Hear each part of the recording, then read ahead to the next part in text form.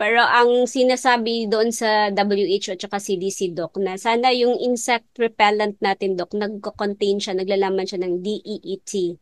Kasi may ibang insect repellent, Doc, ba na organic, mga ganun, Doc, na Ah, wala pang studies, oo, wala pang studies na gaano siya ka-effective, ganon. Pero ang mas may na studies na kasi, Doc, is yung itong DEET na parang mas effective siya tapos longer yung effect ng repellent effect niya sa skin natin.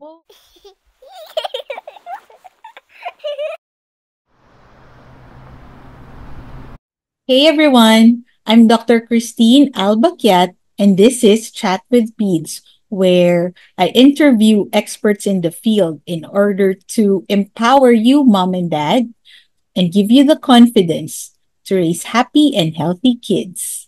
So, my guest for today is a colleague and a good friend. Her name is Dr. Nori Jane Arok. She is a board certified pediatric infectious disease expert and she practices in Isabela. She lives in Isabela currently. And she is part of the Dengue Integrated Program of the Philippine Pediatric Society. She's a wonderful resource. I ask her a lot of questions on really complicated and challenging infectious disease conditions that I encounter in my practice and with our other colleagues who work with her as well. So join me as we welcome Dr. Nori Jane Arok. Hi! Hi, Doc Hello, Jane. Doc. Hi, Doc. Hi sa lahat ng subscribers and viewers mo ng YouTube channel mo, Doc. Hello! Ang question na common is how else can I protect my family from dengue carrying mosquitoes? Oo, Doc. Part na siya sa yung S natin, Doc, na self-protection, Doc. Kasi ang ina-advise nila, Doc, is yung mag-apply ng insect repellent, Doc. Pero ang sinasabi doon sa WHO at saka CDC, Doc, na sana yung insect repellent natin, Doc, nagko-contain siya, naglalaman siya ng DEET.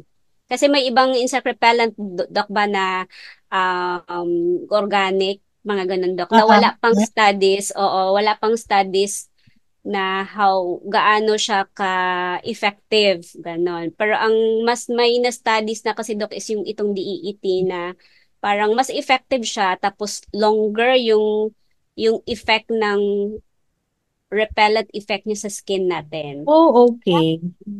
Kayo may DEET siya, Doc. Pero ang question naman, Doc, is how long do we apply? Depende siya, Doc, sa preparation halimbawa, lotion, yung common of Mhm. lotion. So, mostly may instruction sila doon as to how long and how frequent we apply the insect repellent, Doc. But ang sinasabi nila doon, Dok, kung ikaw naman ay nababasa no na ano ng water, so probably, Dok, wala na yung insect repellent na, Dok. Mag-reapply ka or sobrang pawis mo, Dok, baka nawawala na yung repellent na iyon, Dok. So magre-reapply ka na. Ayan, Oh, Dok. yes. So that's good advice, Doc, ah. Kasi, syempre, kailangan mong, so, tips for parents na dapat i-check yung back ng lotion or Mm-mm. kung how often mag-apply.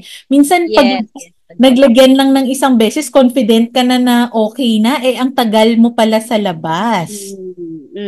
Factor Dok. nga So better yan. basahin nila yung leaflet ba tawag doon, Dok, na may naka-indicate Mhm. doon how frequent yung pag-apply natin ng of lotion. Malamang hindi siya once a day talaga, Dok. Pero as to how frequent, depende daw sa manufacturer kung kasi depende sa amount of DEET kasi, Dok.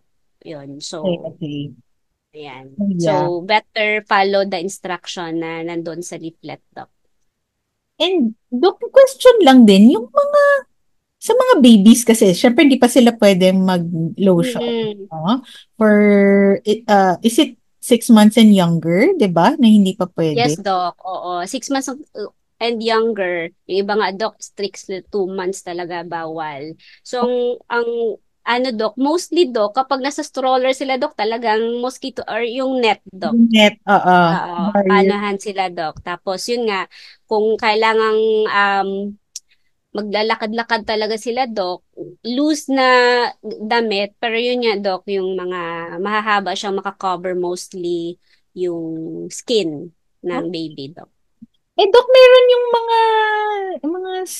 stickers, na stick Oo, like Doc. that. Pero kasi wala pang studies, Doc. So, Yeah, baka in the near future, Doc, may mga research na how yung efficacy, effectiveness ng yung, di ba, i-ano lang, Doc, stick lang sa yung mga circle na damit. i-ano lang, oo, sa Yeah, skin, or sa dress, or sa, yeah. yun nga, yung cover sa stroller, Doc. Pero for now, Doc, wala pang nire-recommend, hindi pa nire-recommend yan, Doc. Baka at this point, Doc, undergoing research studies na siya, Doc. Okay, okay. Yeah, sige. Mm-mm. So, another question. Is there a vaccine available for dengue in the Philippines? Unfortunately, here Controversial. in the Philippines, Doc, wala. Yeah, Meron sana siya, Doc, nung yeah, may trial dito, Doc, ba? 'Di ba, Doc, yeah. nag-allow na sila na pwedeng gamitin, but may mga issues. Kaysa Controversy. ganito, Doc, o kaya winidraw Yeah. ng manufacturer in ano, Doc, in compliance sa FDA, Doc. Pero kung sa ibang bansa, Doc, like Singapore, available sila, Doc, yung dingback siya. Oo. Pero Yeah. yung dingback siya kasi hindi naman siya pwedeng ibigay mo na lang kung sino-sino, Doc, na may mga age lang, age na pwedeng ibigay. Tapos dapat yung history mo, itong pasyente nito or itong um, person na ito may previous infection na ng dengue. Mm-mm. So, kumbaga, hindi mo siya pwedeng ibigay kung wala pa siyang dengue infection, hindi pa siya naka-experience ng dengue dati. No? So, Yeah. it's either mag-history ka na nag-dengue na ba siya or kung hindi talaga niya alam, Doc, yung may mga test din, Doc, yung mga serology na pwedeng magsabi na, may previous infection to ng dengue. So, kapag may previous infection ka ng dengue, then tapos pasok ka para sa Singapore at doc 9 years old sila until Oh, 45 yung ano. So pasok ka doon, pwede kang mabakunahan. Pero kung wala ka pang history of dengue infection, be it may record ka or may laboratory, hindi ka candidate for the vaccine. But unfortunately, wala dito sa wala sa Philippines. atin. Yeah. Mm. Doc Jane, thank you so much. Thank you for sharing your knowledge. So much information na na-tackle natin. Thank you for giving us your You're time. welcome, Doc. Okay, My Doc pleasure, Jane, Doc. Ay, my pleasure pa. yeah. Doc Jane, for those na gustong ma-reach, magpa-consult sa'yo, how can parents reach you? Mm-mm. So, yung clinic ko, Doc, dito lang sa Santiago City, Doc. I have clinic in lang every Friday, Doc, 9 to 12. Tapos sa De Vera naman, every Thursday, 2 to 4 naman siya, Doc. Mm-mm. Yun lang ang clinic ko, Doc. And she's also a consultant at Southern Isabela Medical Center. Mm-hmm. Yeah. Oo, Doc. Pwede yung residente matanongin, Doc, tapos i-refer sa akin, Doc. Okay. Doc Jane, thank you so much. You're welcome, Doc. I hope may natutunan yung mga listeners, mga viewers natin sa episode na ito, Doc.